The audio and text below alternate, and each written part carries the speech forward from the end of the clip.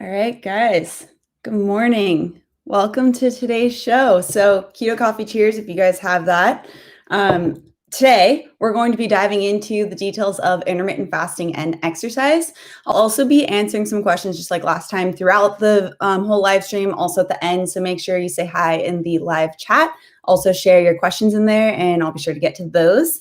But we're also in week 3 of the New Year Intermittent Fasting Challenge, which has been really fun to see all of you guys interact in the Facebook group and support one another. So Keto Coffee Cheers to that, guys. That's something that's just awesome to see everyone support one another. And if you haven't joined in, I'll have the link down in the description below so you guys can check that out. I mean, if you're here, you probably know who I am. I won't go into that whole spiel, but if you're not, my name's Autumn. Just check out some of my other videos for all my credentials. You can check that out there. And yeah, let's jump into the details of intermittent fasting and exercise. So there's actually, this whole concept of intermittent fasting with exercise, it's something that can be very simple, but also can easily get complicated. So I wanted to make sure we cover the various stages, like if you're new to intermittent fasting versus if you've been using it for a while, because it really just depends on those two main factors right there. On how you're going to be exercising, what type of exercise you're going to be using. Of course, the type of goals you have with intermittent fasting also comes into play. This is something that a lot of you guys have been asking me about at the last live. So also on Instagram, when I asked you guys what you wanted to see for this live, a lot of you guys talked about exercise and how it fits into intermittent fasting. So I wanted to make sure we cover that. So first things first, just saying hi to some people. Hi, Elizabeth. Hello. Hello, Ramya. I hope I pronounced that right. And thank you. Thank you for the sweet words. Hi, Mike. And hey, Darren. All right. Okay. So let's get into the details. First things first that we need to figure out is where you're at in your intermittent fasting journey. Have you just started or have you been using intermittent fasting for a while? Because if you guys are not new to my channel or if you've been using the complete intermittent fasting bundle protocols, then you know that there's a big difference between when you first start and when you get a little bit more fat adaptive. So intermittent fasting, there's actually been really cool studies that have been done and meta-analyses, whatever, that have been done on intermittent fasting that have found that intermittent fasting specifically helps you burn fat as fuel better. So that's actually something that's also really important for exercise too, especially if you are more interested in like the cardio aspect of exercise. Making sure that you can burn fat as fuel more efficiently can make it so that you can better perform with longer distance runs if that's something that you're interested in. So we do need to make sure we first are addressing where you're at in your intermittent fasting journey. So it can take a little bit of time for this transition to happen when you are going to be more fat adaptive or getting better at using fat as fuel. So for that reason, it can take, depending on what type of diet you have right now. Like let's say if you already are eating a lot of the protein, fats, and fibers that we talk about a lot on my channel and in the complete intermittent fasting bundle, then it's going to be a lot easier of a transition because your blood glucose levels are very stable. Rather, if you are eating a much higher carbohydrate diet, especially if it is something that's higher in processed carbohydrates, then you're going to have that more fluctuation in blood glucose. And your body needs to first address that, make sure that's stable before it can really start utilizing fat as fuel. So in the beginning, when you are first using intermittent fasting, this is why I always recommend starting off with like a 12-hour fast and then easing into like a 14 or 16-hour fast. So your body has time to get adjusted. This can take a little bit of time for your body to just get used to using fat as fuel. So during this time, it's actually counterproductive, that first 1 to 2 weeks, for some people 3 weeks of using intermittent fasting to be doing higher intensity exercise. Because when you look at higher intensity exercise, like of course, HIIT, or if you're doing sprints or just things that require a lot more burst energy, that does require you to use a lot of the muscle glycogen or even blood glucose levels. And so it can make it even more unstable and really increase sugar cravings. So for that first 1 to 3 weeks, depending on where you're at with your meals right now, 3 weeks if you're on more of the higher carbohydrate end, maybe 1 week or even less if you're on the more protein, fat, and fiber end. If you within that time, just making sure that you are using a lower intensity exercise. So this will just make it so it's a lot easier for you guys to ease into this transition of getting back into your exercise routine with intermittent fasting as well. So for that, the types of exercise that I recommend usually during this time are just ones that are not going to really spike your heart rate. So when your heart rate goes higher, your body starts to shift more dependently on glucose as a fuel source. So we want to just try and push your body into using more fat as fuel so your body gets better at using fat as fuel. So that includes walking, obviously. I mean, guys, if you're watching me, you know that I love walking, and it's one of the best tools that you can be using for decreasing stress and tapping into fat burning. So it's a really great option. Even when you are more fat adaptive, always great to be walking. But then, yoga, light jogging even could be a good option if you aren't getting your heart rate too high. Light strength training. All of these are good options in that first 1 to 3 weeks while you transition. Okay, so actually, before I get in that next section, sip of coffee, guys. Anyone else drinking keto coffee right now? I see a couple coffee emojis. Hi, Monica. Yeah, you made it.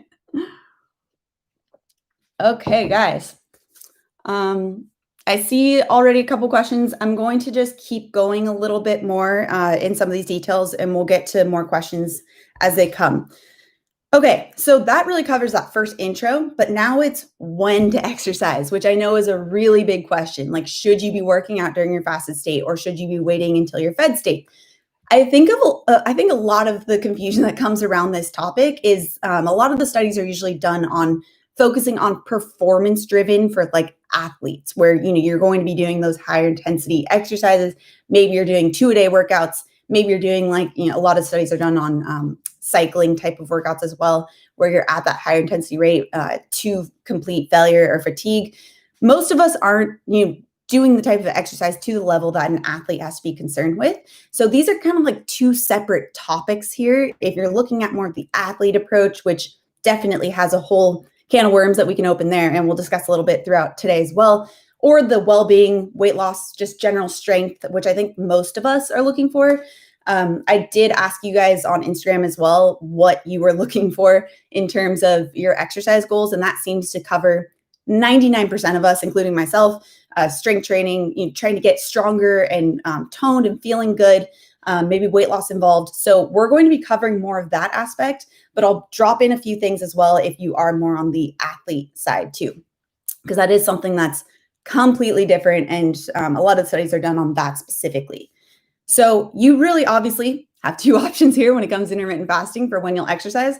One is during the fasted state, one is during the fed state. So fed just meaning that you're in your eating window now. So the perks of working out in a fasted state is that you are in more of the quote fat burning mode, I guess you could say. Your body has more of lipolysis, the fat burning process turned on. So that is a good time, especially for cardio, to start implementing some type of cardio if you are a runner, if you do like to run, because that can actually help you to prevent bonking. I'm not sure if you guys are familiar with that term, but if you've been doing like long distance running or marathon training, you know that that's like the dreaded thing, is to bonk, where you just run out of the glycogen stores and you aren't even able to function anymore. I actually had a really bad experience with that. When was that? I think 2012 when I ran, or 2013 when I ran the LA Marathon, before I was implementing a lot of what we are talking about today. And being, working out in that fasted state and making it so that you're going to be more utilizing fat as fuel anyway, and in that more steady state cardio type of approach, it's actually a really great time to be using a cardio workout like a run. So it does take time to build up to that. Remember, we do need that grace period of like 1 to 3 weeks, depending on where you're at, where you're addressing your food, using the A and nutrient timing to make sure that you're getting all your protein, fat, and fiber needs. And then once you are at that point, I have one client, he always shares his runs on Instagram. He's running like 20 miles in a completely fasted state. And that's actually a really good time to be running that distance. So fasted is actually a really good time to be getting some type of cardio, and even strength training if you are looking for more of like those well-being approaches. Because here's the thing, when you are fasted, completely fasted, you actually have slightly increased growth hormone levels, which helps protect your muscles from breakdown. So as long as you're getting all of your protein needs when you go to actually eat, which again, why it's really important that you're addressing your eating window, exactly why I created the complete intermittent fasting bundle, because your eating window really matters. But as long as you're addressing the protein within your eating window, you can do strength training, you can do high intensity interval training, you can do whatever type of workout you want. Athletes put to the side, that's a different topic, which we'll touch on in a little bit. you can do whatever you want once you are more fat adaptive and you're able to utilize that fat as fuel better. So there's something. Remember, guys, I'm very organized today. I have my whole list of everything I want to talk with you guys. It's color coded, so I can make sure I hit everything, because this is a pretty lengthy topic. So I want to make sure that I can get everything in here for you guys today.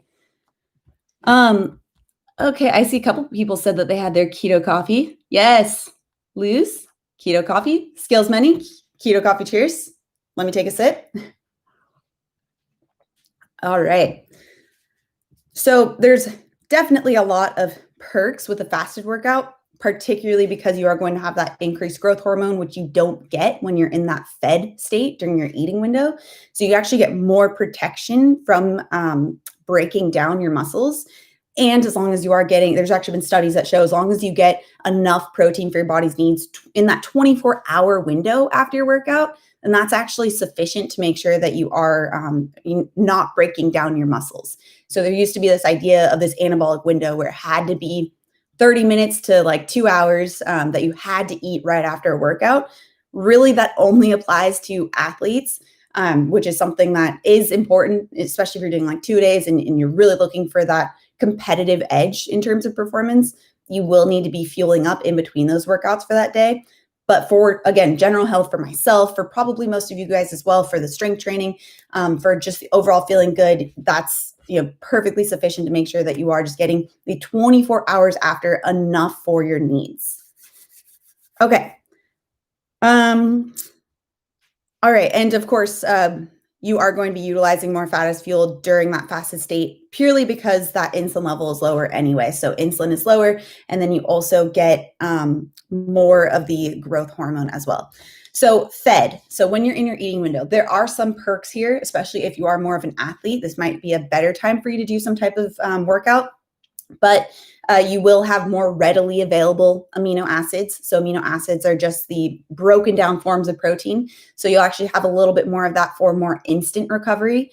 Again, if you're looking for more of the general health and toning benefits, that's not as much of a concern. In fact, you might be better off with the fasted workout as long as you're getting that full recovery meals. But yeah, really, unless you are, if it fits your schedule better and if you have to get some type of workout in during that fed state, that's fine. I mean, it's great if you can get in during the fasted state because you get more of those growth hormone perks. But if you can't and you have to get in that fed state, I'd rather you guys get some type of movement in during that fed state. At the very least, if you can get a walk in during that fasted state, great. That's actually a really great way to start off your day, which actually leads me into the next section. So now we're going to be talking about the types of workouts. We've talked a little bit about it here and there throughout today's live so far, but I wanted to go deep into the details for cardio, walking, high intensity interval training, and strength training. So obviously those are the most common types of exercises that probably most of us are going to be looking at. Hi, Maria. Keto Coffee, cheers. Okay, I'm going to see if there's a couple questions before I move on.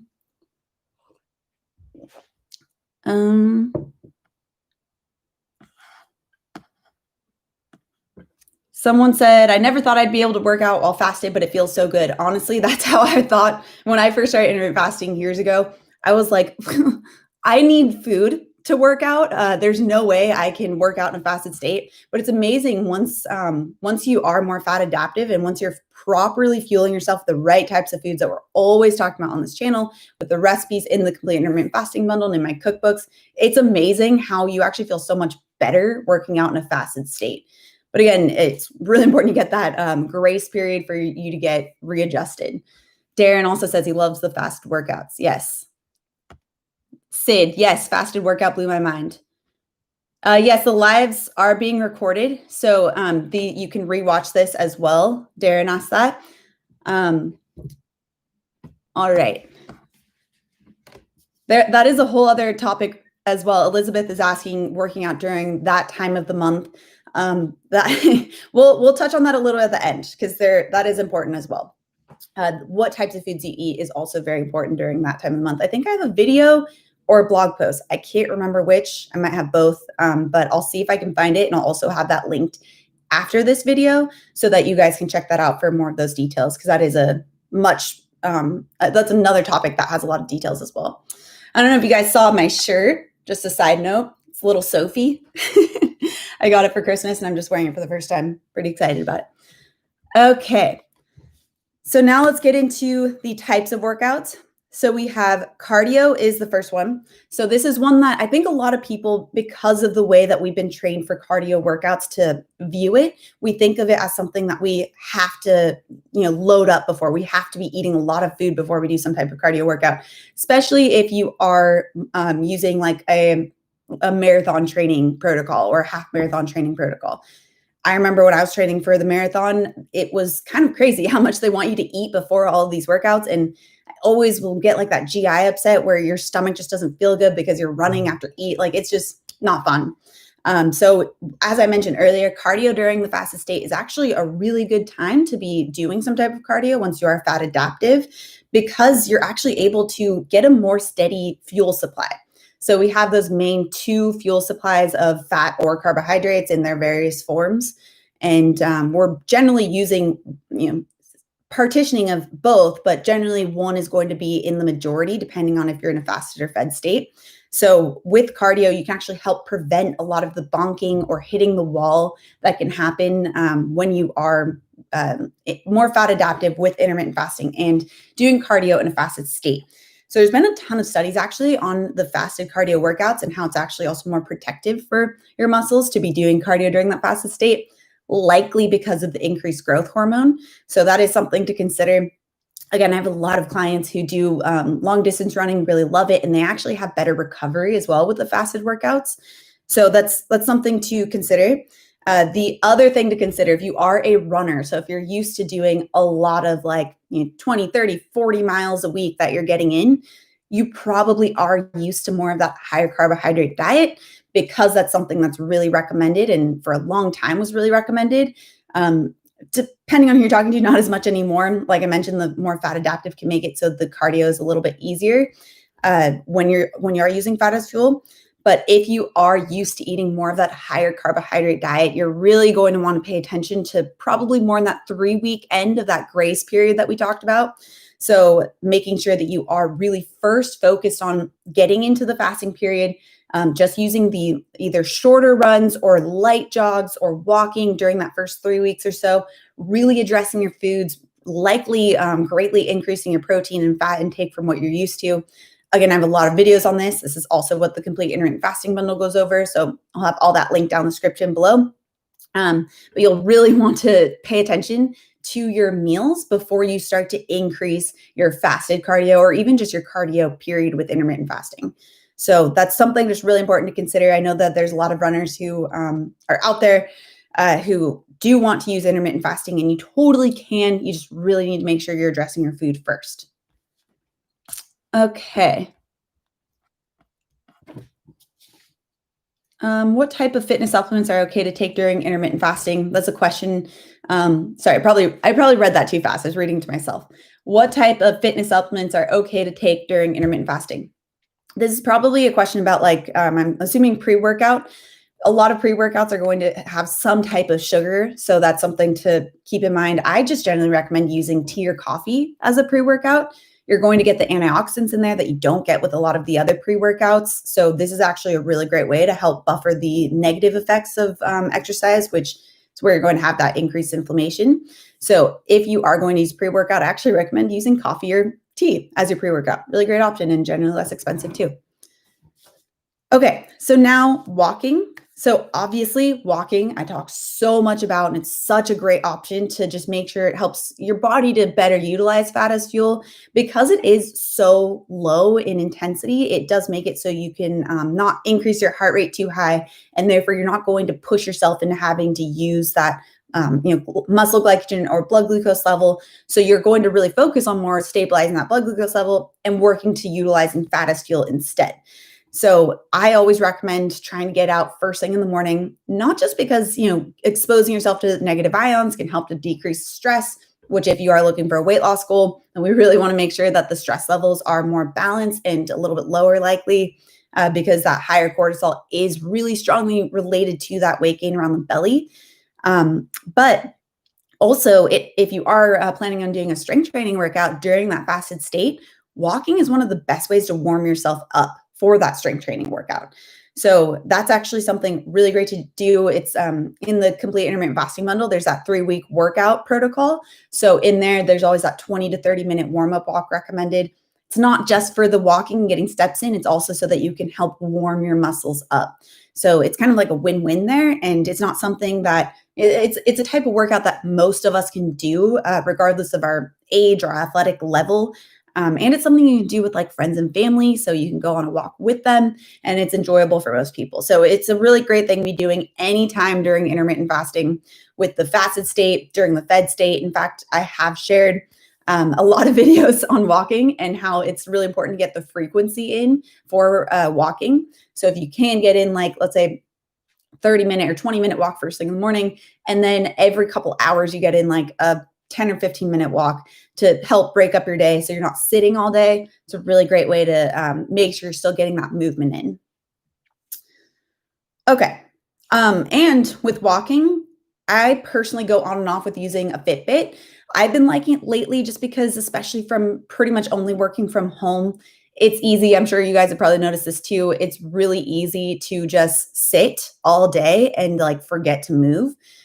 We would think that like when you're commuting to work that you would not get as much walking in, but you have even the walk to the car, the walk around the office. And right now, a lot of people don't have that. So I actually have been liking using the Fitbit again during this time to remind me to get up and get moving and have some type of step goal to try and hit each day so that, it's not just a full day of sitting, which obviously isn't ideal for a multitude of reasons. So I like to go on the higher end of steps that I'm getting per day.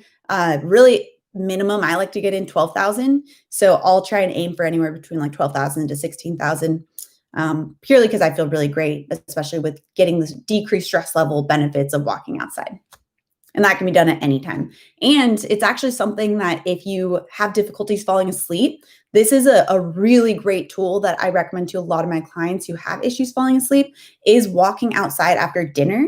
So not only will it help to stimulate your digestion, which is really important because we don't want to go to bed on a really full stomach. That can actually impair sleep, which can impair the weight loss benefits. Of course, because sleep is really important for weight loss, but also, it helps to expose you to darkness. So, if you think about it, when you're in your room, you have all the lights on and it makes your body think that, okay, it's daytime still. I don't need to produce melatonin as much. So it's being outside helps you to get naturally exposed to the natural darkness, even if it's just for like 5 or 10 minutes that you're going on a walk.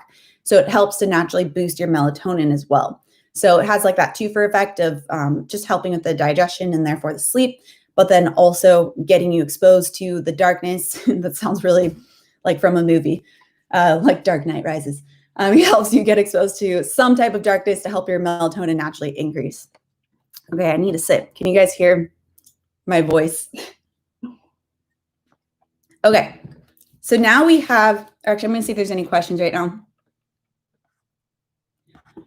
So Pallavi, I'm sorry if I'm pronouncing your name wrong. What are the pros or cons of following IF only during weekdays and skip the weekends?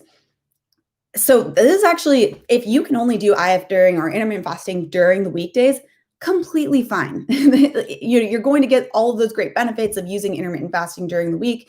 And if you can't, for whatever reason, use intermittent fasting on the weekends, likely because maybe you're eating later than you'd be used to, then at least what I would recommend is trying to still stick to those full meals and that nutrient timing that we're always talking about on this channel and in the bundle.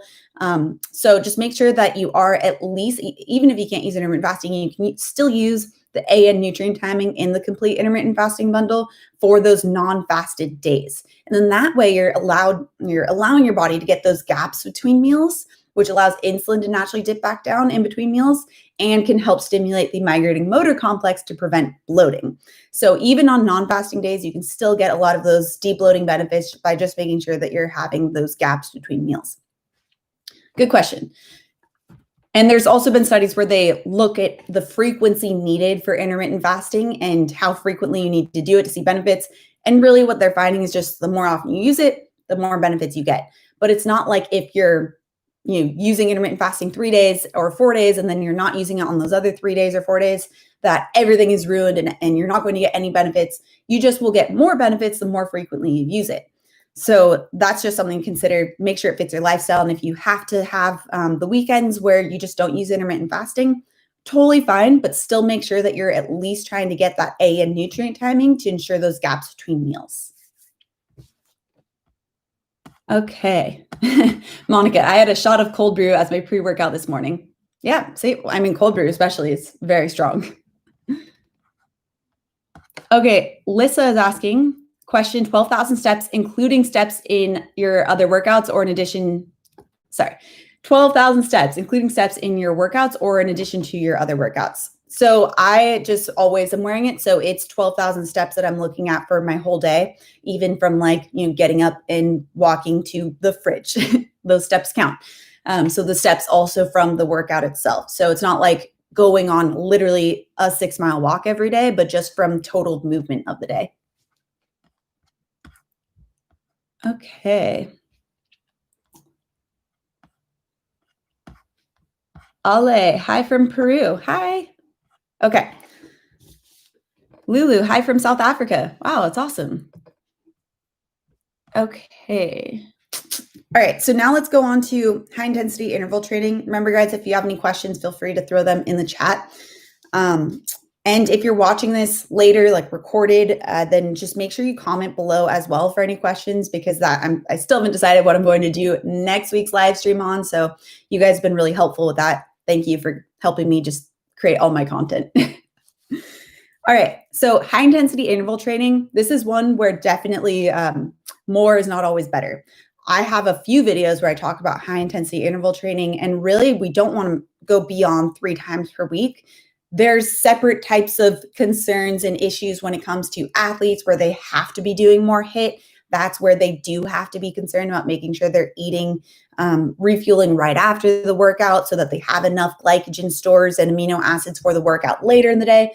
That's a complete other issue. I also have the athlete protocol that really dives more into these strategies in the Level Up guide. I'll link down the description below. But in terms of, again, for general health, for wellness, for weight loss, HIIT, I recommend sticking to no more than 2 to 3 times per week, because it does take a lot of recovery after you use HIIT, because it's a lot more stress on your muscles.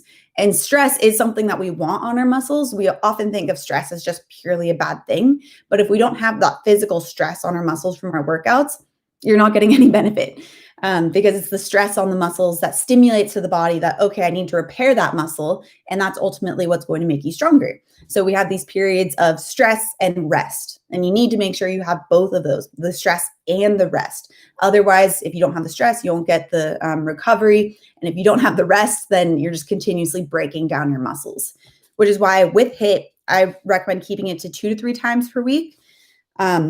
And just like with the running, you might need to work up to this during your intermittent fasting transition. So since it requires a lot higher of a heart rate, remember that's when the heart rate's higher, that's when your body is going to be more exclusively using glycogen or glucose. So glycogen is just the glucose that's stored within your muscles. And so because of that, if you aren't yet fat adaptive and easily can go back and forth, then it's going to be such a push toward that glucose that it can really spike hunger, really spike cravings, and that'll just make it impossible to be able to stick with the types of meals that will support your goals. So for high intensity interval training, ease into this. Like I mentioned, that first 1 to 3 weeks of intermittent fasting, just don't use any HIIT, especially depending on where you're at with your meals. And then from there, you can slowly start to add it in, 1 HIIT workout a week, see how your body's responding, and increase the intensity from there to what you're used to for your normal HIIT routine.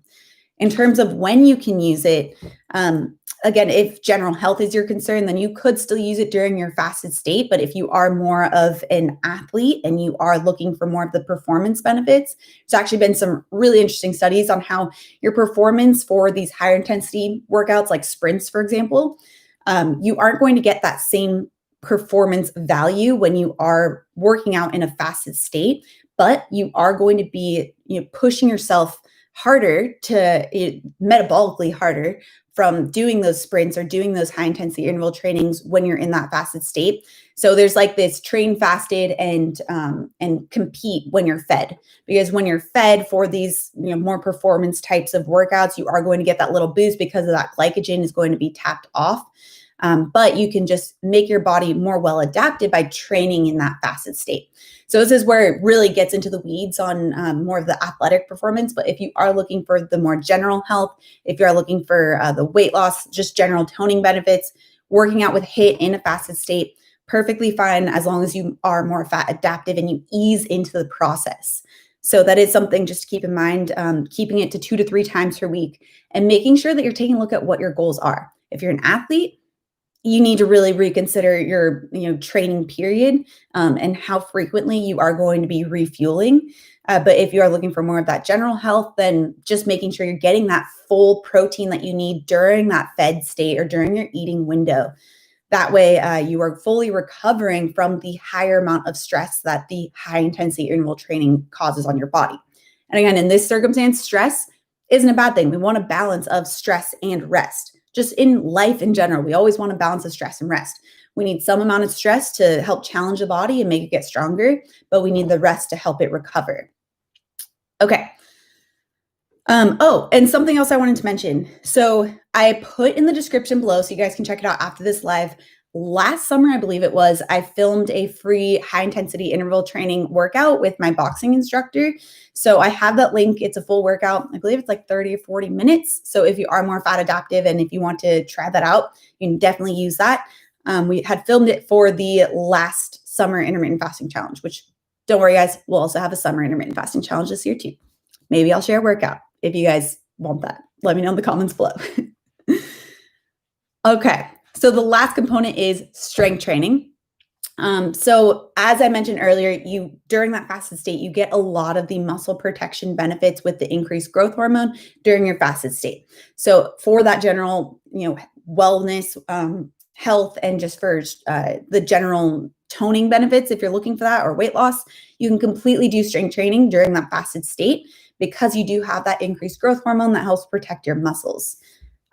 Just make sure that you are getting enough of your protein needs, enough for your body's needs during that fed state, during that eating window. And then I believe I mentioned this already, but there have been studies that have found that anabolic window, that's not necessarily the case for 95% of most people. You don't necessarily need to refuel that 30 to 60 minutes or 30 minutes to 2 hours after your workout, as long as you're getting enough amino acids, protein, during that 24 hours after your workout. So for strength training, unless you're an athlete performing 2 days with like a HIIT workout in the morning and strength training in the evening, then that's where you don't really need to be concerned if you aren't an athlete or if you aren't looking for more of those performance levels and you're just looking for general health. If you are looking for more of the athletic performance, that's where it's really important that you are just being more aware of when you are refueling, which is a whole other topic in itself. There's books and books on that. Okay, so that's the most everything I wanted to cover, but I wanted to go back. I saw a lot of questions come throughout here. I answered some already, but I'm going to go through and see what questions you guys have. So would Orange Theory workouts be considered HIIT? Likely yes, because it's been a while since I've done those, but I know that they do have like the sprint interval training. It really just depends on how hard you're pushing yourself during those Orange Theory workouts, because I know that it's also kind of self-paced. So you can push yourself or not push yourself as hard. But yeah, if you are going to be doing a lot of sprints or getting your heart rate up to that higher range, that would be considered more of high intensity interval training. Okay. Is it okay to wait a few hours after working out to break your fast? Or is it really important to consume protein right after workout? Pace asked that question. So thank you for the question, Pace. Keto Coffee Cheers. That goes back to that anabolic window that I was referring to, where unless you're like an athlete, really looking for that performance value, really looking for, you have those 2-a-day workouts where you need to be refueling in between because you won't have enough time to have that 24 hours in between your workout to refuel. That's the only time where it really matters. as long as you are getting enough for your body's needs, enough protein, especially during that 24 hours after the workout that you performed, it's completely fine. You can definitely wait 1 or 2 hours after your workout to be breaking your fast and having your meals. Okay, Steve is asking, how about yoga in a fasting state? So I know there's a broad range of yoga now. So if you're doing like more traditional yoga, like a flow or like hatha, like more stretching and breathing, that you can do at any time. You could even do that before bed because it's likely not going to spike your heart rate too much or spike your cortisol. So that's actually something you can do pretty much whenever you feel like it. I wish I liked it more because it's a great type of workout to be doing, but I've tried and I just can't get into it. But I know that especially around here in LA, there's a lot of these other different types of yoga workouts where they're almost like strength training workouts now. So they have like power yoga or the heated yoga where you're really pushing yourself. Those you can do during a fasted or fed state, but I would recommend keeping that to not too late in the evening so it won't mess with your sleep at all from that increased cortisol that will occur from the increased heart rate. Okay. Hi, Kelly. Hello from Studio City, California. We're almost neighbors. Can you gain muscle while doing strength training in a fasted state? Question from Paris, France. How cool. All right. Yeah, so you absolutely can. That's where the growth hormone, the increased growth hormone can really be great because it is protective, muscle protective. And this is actually, I'm not sure if you guys have seen this video of mine. I did a video a while ago on how to calculate your body fat percentage and like what's an ideal body fat percentage to be looking out for. I have a scale that I mentioned in that video where it actually will help you to take a look at how your body fat percentage and muscle mass has changed. So that's actually something that's a really good tool for you to just keep track of, because this is actually something I use with a lot of my clients. We use this to see how body fat percentage is changing and how muscle mass is changing. Ideally, what we want to see is body fat is going down, muscle mass is going up. And if you find that, like body fat is going down, but muscle mass is going down, then that's actually a really big sign that you aren't getting enough protein or just enough in general for your body's needs. Generally, protein is the big issue though. So that's a really great tool to be using along your journey. At the end of this, I should have had a pen. I'll make a note. I will remember to put a link to this video down in the description below so you guys can check it out. But it is the one, I believe it was like last summer I did it, where you can, how to calculate or what's an ideal body fat percentage. And I link out in that a really great scale. It's not 100% accurate, but it is something that is a good at-home tool. I think it's like $24 that you can order on Amazon. So it's something that most of us can have access to. If you go to a gym or sometimes at like even your doctor's office, there's an even better tool that you can use. It's like a $6,000 machine, so I wouldn't recommend buying it. But it's called InBody, INBODY, and that will actually show you a complete breakdown of how much muscle you have in your left arm versus your right arm. So it's good for training as well. So you can figure out, okay, I need to be training my left arm a little bit more because I don't have as much muscle. It's not balanced. So that's another really good, just more advanced tool you can use to keep track of how you're progressing. But long story short, you can gain muscle with intermittent fasting. You just need to really be taking a look at your eating window and what you're eating during that time. So this is why, especially with athletes, I very rarely recommend a 2-meal structure because the protein component is pretty hard to get, especially if you are training at a high level, pretty hard to get enough of during that fasted state or during that fed state. With just the 2 meals. So 3 meals is a lot easier to get in all of that protein because protein is so highly satiating that it is pretty hard to eat 50, 60, 70 grams of protein in 1 or 2 meals each. So, if you are looking for the increased muscle mass, you might want to just consider more of the 3-meal structure and getting that body fat composition scale. And that'll just help you to determine your protein levels. So I have this in the complete intermittent fasting bundle. I believe I also refer to that scale in there as well. So if you guys have that, then you can just flip to, I believe it's in the Level Up guide where I talk about this and how you can adjust your protein needs depending on how your body's responding. But that range for protein, the 1.2 to 1.6 grams per kilogram, that's where you can find your sweet spot for yourself on how much protein you need in order to maintain your muscle growth perks. Okay, so wait, this chat is moving too fast. Okay, another person asked, where'd it go? Something about a water fast. I just saw it. So someone asked, it was like a 24-hour water fast. Oh, Darren is, would you recommend a 24-hour water fast?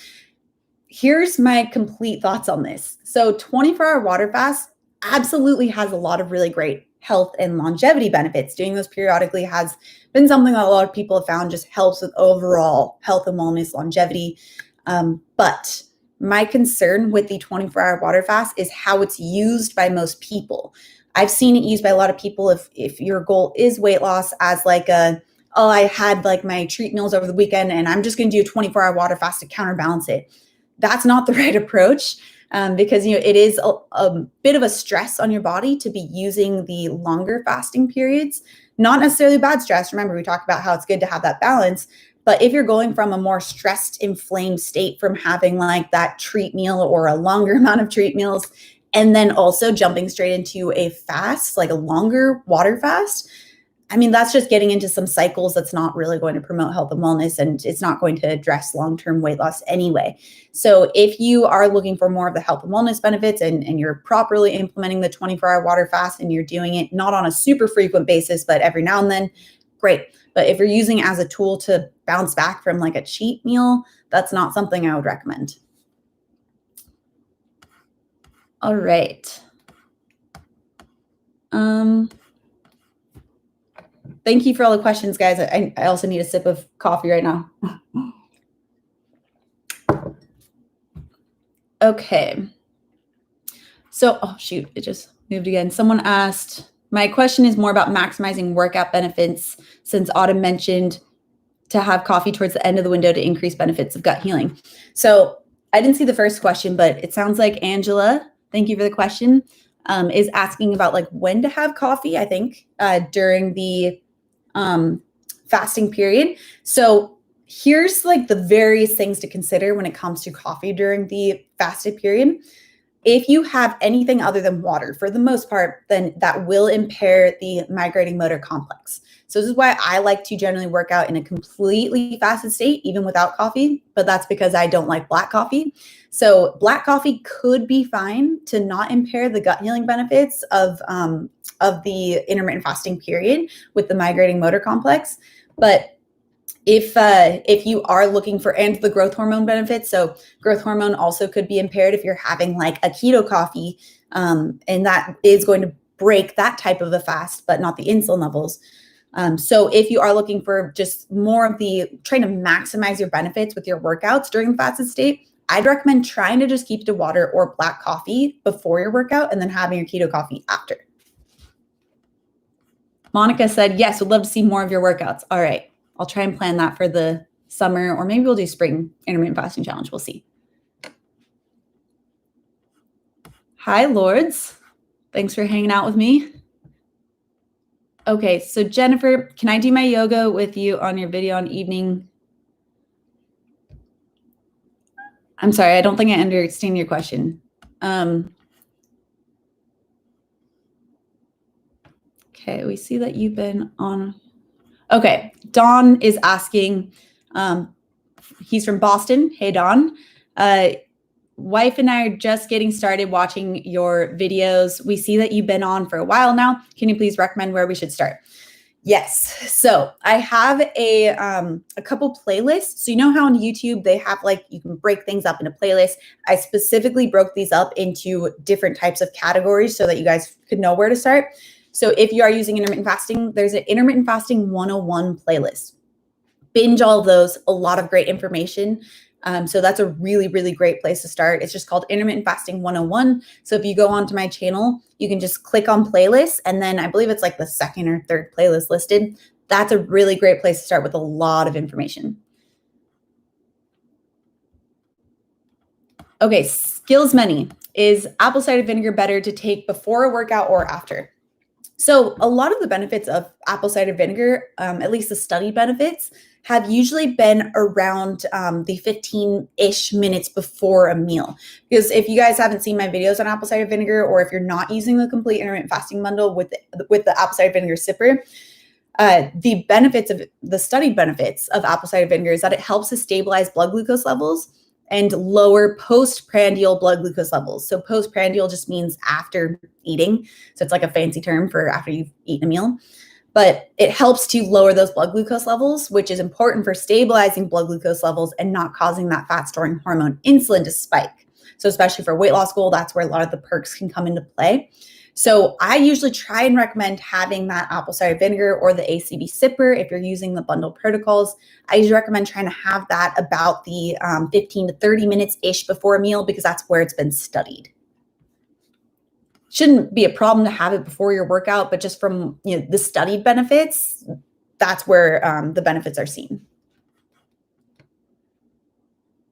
Yes, so Analytical Chick asked, water fast means you only drink water and you don't eat. Yeah, that's a water fast. So it can also include electrolytes, which you should still be using electrolytes because you do lose electrolytes when you are completely fasted. Okay, how do you know you're burning fat during intermittent fasting? So I'm assuming this means like the how do you know when you can start to transition? Like what we talked about in the beginning of this video is having that transition period of 1 to 3 weeks where you're using intermittent fasting and allowing your body to naturally tap into fat burning mechanisms. You could do various tests like with a ketone meter, but you don't necessarily need to go that route if you don't want to invest in like I think it's like $100 for the meter and then like the individual strips, like $1 each strip. I'm not really sure, but you could use that if you wanted to get a little bit more techie with it. But really, the studied benefits from intermittent fasting is that eventually the body does start to preferentially use fat as fuel. So if you start to notice that you are really hungry during your fasted state, you probably haven't really adapted to using fat as fuel yet, because when your body starts using fat as fuel, it doesn't need to spike hunger because it has a steady state of energy coming in from your own fuel source.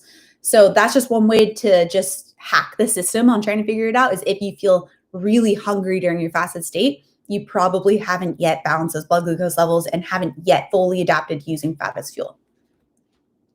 Okay, so Arena is asking, sorry if you mentioned before, what's your opinion on protein powder? My opinion is make sure you get a really good one. There's so many protein powders out there and there's so many bad ones. Just the supplement industry, I'm sure you guys have heard this before, but it's super unregulated. And there's a lot of just things that you wouldn't imagine should be in supplements that they're finding in supplements like heavy metals. So make sure that you're getting one that has been tested and it has been certified as clean. So there's, I believe it was Consumer Reports back in 2015. I think every year they retest the protein powders or like the top 100 protein powders. One thing to keep in mind with protein powders is that just a general rule of thumb, unfortunately, the plant-based ones are highly contaminated with heavy metals. And this is just the nature of because where most of those pea proteins, which is what a lot of the proteins that are used for the plant-based proteins, a lot of those pea proteins are sourced from the soil in China. And just from the pollution in the air, it all goes back down in the soil and then it gets concentrated into this protein powder. So that's why they're speculating that pretty much all of the plant-based protein powders are so heavily contaminated with heavy metals. There are some that are better than others.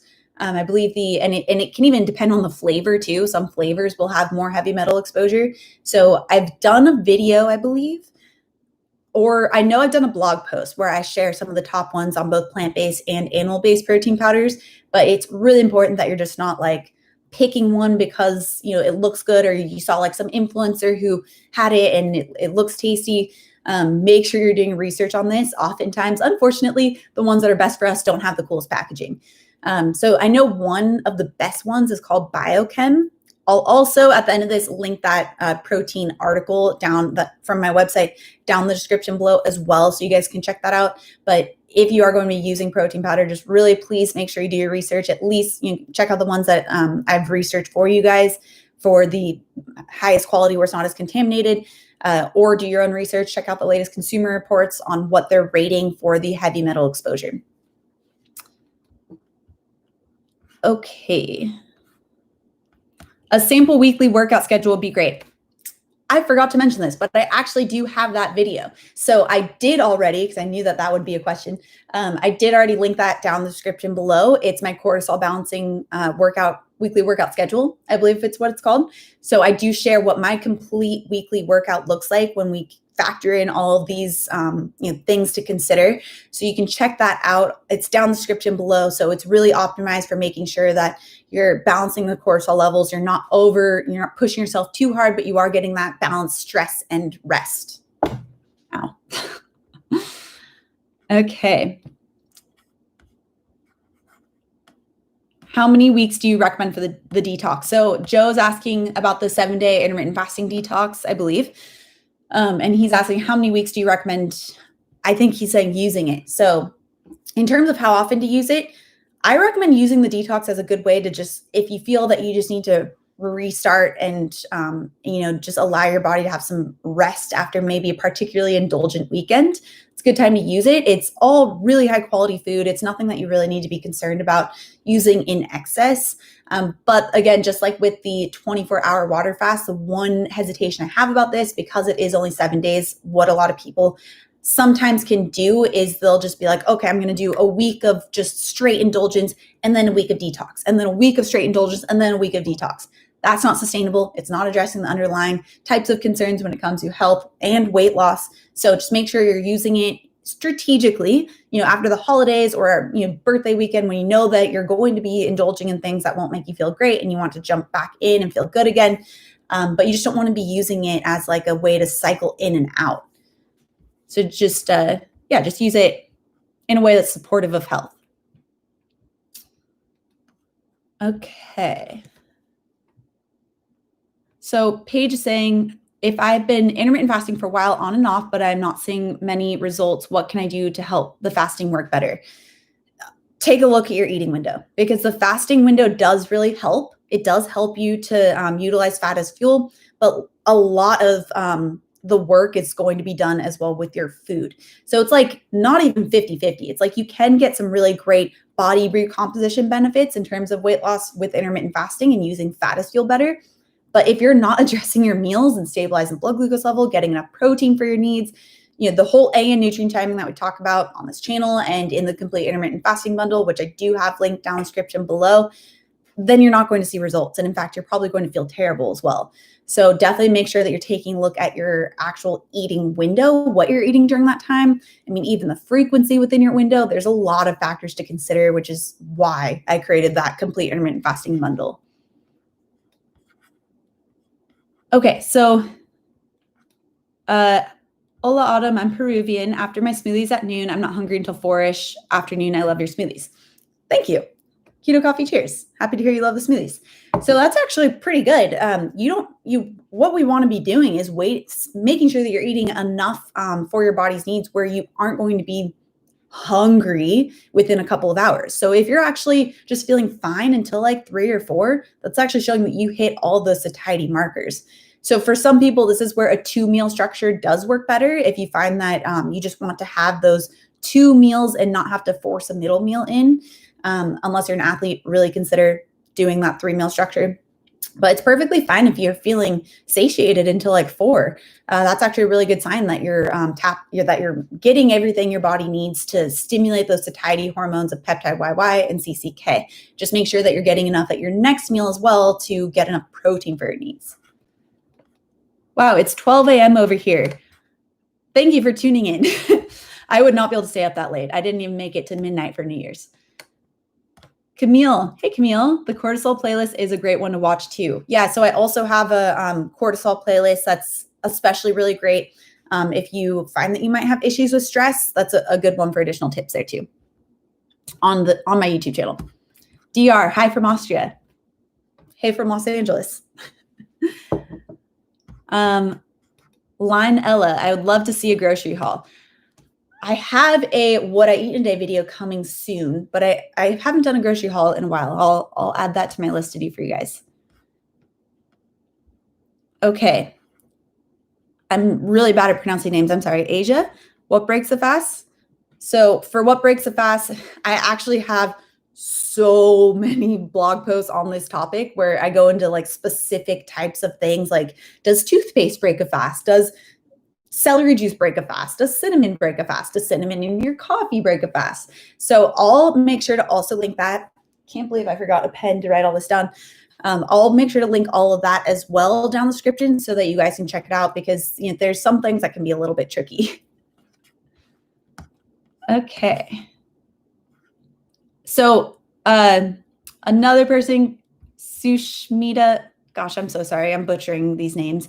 Could you throw some light on ADF, please? Much love from India. So ADF, alternate day fasting, if you guys haven't heard of that, it's where you do like normal eating, where you're eating frequently throughout the day on one day, and then you fast on a complete next day. I have a complete video on my ideas and thoughts on this. Long story short, I'm not a really big fan because I feel like it's not really following the normal schedule for most people's social life or just life in general. So it can be hard to make a long-term switch. And I'm all about making sure that the changes you're implementing can be something you can do for life. So that's my one issue with ADF. I know some people, or alternate day fasting, I know some people really like it and have found benefits from it, and it fits their schedule and their life, and that's great. But from what I've seen with my clients and AM peeps, it's not something that works for most people long term. And the long term aspect is what we want to consider. Okay, so I actually, also Asia, I love lemon water in the morning, but it's controversial whether it breaks the fast. I just did a video on this, I think last Thursday. Go check that out after this, because I go into the controversy and how much lemon breaks a fast. So another question is about diuretics and intermittent fasting. Any medications to see if it needs to be adjusted. Okay. Looked like my internet went out for a second. Can you guys still see me? Let me know if you can't. Hi, I'm watching from South Korea. Very cool. I'm on 23/1 fasting. Will I not lose my weight if I eat too much? So I do also have a video on OMAD, and so 1 meal a day, which is what 23/1 fasting is. Really important that you're getting enough protein for your needs at that one meal if you're going to be using a 1 meal structure. The really big problem that can happen with that is, again, if you're not getting enough protein, a lot of these semi-starvation. So I did a video one time on how low calorie diets are considered semi-starvation diets. There's Ansel Keys famously did his Minnesota starvation diet, where they were having about 15 or 1600 calories a day, and that was considered semi-starvation. Really puts it into light when we consider a lot of other people are recommending a 1200 calorie a day diet. But a lot of the negative effects of this semi-starvation state start to go away if you are eating enough protein. So protein is something that we do need for the building blocks within our body to make sure that we're feeling satiated. Protein is used to make hormones. There's so many things protein and amino acids are used within our body. So the type of food you're eating, if you're going to use OMAD, it's pretty hard to eat enough protein for your needs there. I mean, for myself personally, I try and aim to get about 80 to 90 grams of protein per day, depending on where my fitness goals are at for that time. But yeah, it's for myself, getting 90 grams of protein in at one meal. I don't even think I could fathom eating that much protein in one meal. Like my stomach hurts thinking about it. So just be careful of that. And it's okay to have multiple, like 2 meal or 3 meal structure. You can absolutely still lose weight with a 16-8 schedule and having 3 meals a day. You could lose weight with a 12-12 schedule by having 3 meals a day. So just make sure that you're able to get enough for your needs with that. Okay, good. It cut out for a second, but you're back on. Sorry about that, guys. I'm from Texas. Hello. Okay, so Tosh Love, is weight training during the fasted state recommended, or should I work out during my eating window?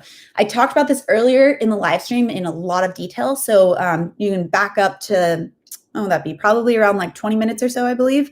You can check out the details on that in the earlier live stream. But long story short, as long as you're not an athlete where you're really looking for massive weight gain benefits, weight gain in terms of muscle mass, and you're looking for just overall health and toning benefits of exercise, you can do that during fasted or fed state. You actually get a lot of muscle protection during that fasted state with the increased growth hormone during that fasted state. So I go in more detail on it in the earlier part of the video.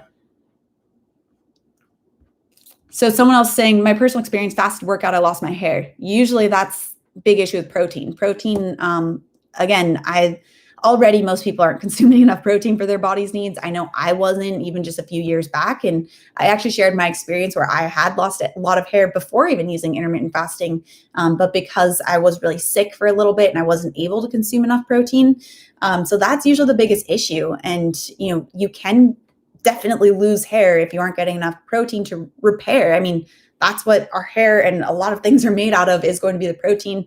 If you're not getting in that protein during your fasted state or during your eating window, then yeah, that can totally happen. But it's not inherent from the fasting. It's usually just because you're just not getting enough for your needs during that eating window.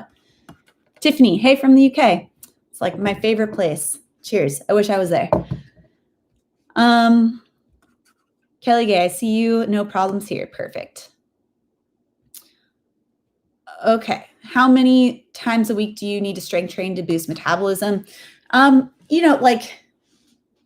Really, I would recommend trying to get in like 2 to 3 times per week of strength training to start off with if you aren't used to strength training. That's a good way to make sure that if you are doing like total body strength training every day, you can have alternating days so you get that rest in between. I personally feel best when I'm having about 4 days or maybe 5 days of strength training. That's something I talk about in the Cortisol Balancing Weekly Workout Schedule video, which that already is linked below. I was proactive about that. So you have to make sure that if you are going to do like 2 or 3 days, you probably want to aim for more total body. So you hit all of your body's needs. If you're doing more like 4 or 5 days, then you want to segment it. So you give your body some rest for that body type.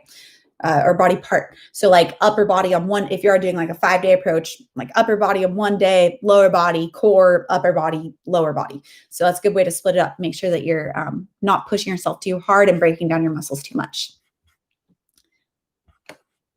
Okay. Jennifer, I'm happy to be watching you. My new sister and I call Jennifer your new best friend, United States Army captain. Have a glorious morning and a great afternoon and evening too. Happy Monday, guys. Thanks for tuning in. Okay.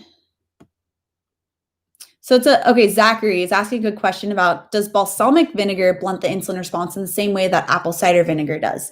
So, actually a lot of the studies are done on, there's some that are specifically done to apple cider vinegar, but some that are just done on vinegar itself. So this is where a lot of scientists are summarizing that perhaps it's not just exclusive to apple cider vinegar, but it's rather to the acetic acid that's within all vinegars. So, you could experiment with different ones, but that is something that scientists are finding. It's not necessarily just apple cider vinegar, although that one has been studied on its own specifically, but also many vinegars seem to have that same benefit.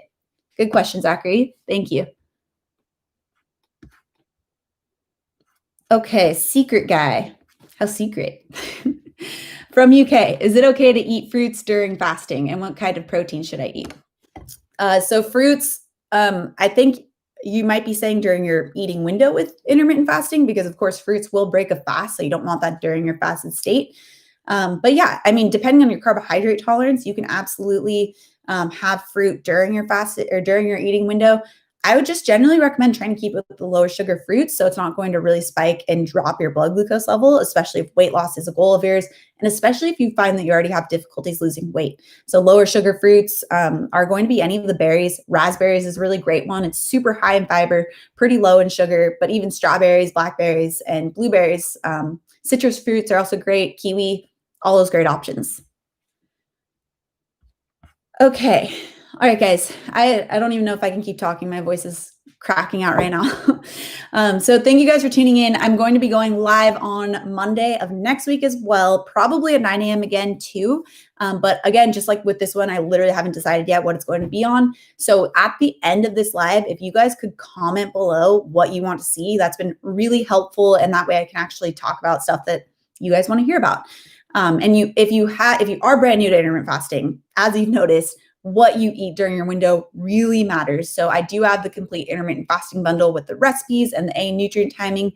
That's listed down the description below. Oh, thank you for the super chat. Okay, one last quick question. Hiking steep hills considered strength training? I'm assuming is hiking steep hills considered strength training? You are challenging your muscles a bit more. So it's not going to likely be as intensive since it's not so much weight bearing on your body. So you don't need to necessarily break that up as much, but just listen to your body. If you find that you're really sore the next day after the steep hill hiking, just give your body that break the same way that you would with regular strength training for those body parts. Okay, so complete intermittent fasting bundle listed down in the description below. I believe it's the first thing. You can check that out. If you want to join in on the New Year Intermittent Fasting Challenge for the last 2 weeks, also have that listed down in the description below as well. And then I also already have the weekly workout schedule example that you guys can check out next. That's a really great type of baseline from everything that we've talked about, how it all fits into 1 week. So you guys can check that one out. And then I also have, the 30-minute, I believe it's 30-minute workout, the high intensity interval training workout that you guys can check out, link down in the description below as well. So thanks guys for tuning in. Remember, comment below what it is. If you can actually comment on the video so that I can see what it is that you guys want to talk about, want me to talk about during next week's live stream. And yeah, thank you guys for tuning in. Keto Coffee cheers. Happy Monday. I hope you guys are doing something fun today. And I'll see you guys next week. Also during my Tuesday and Thursday video coming out this week.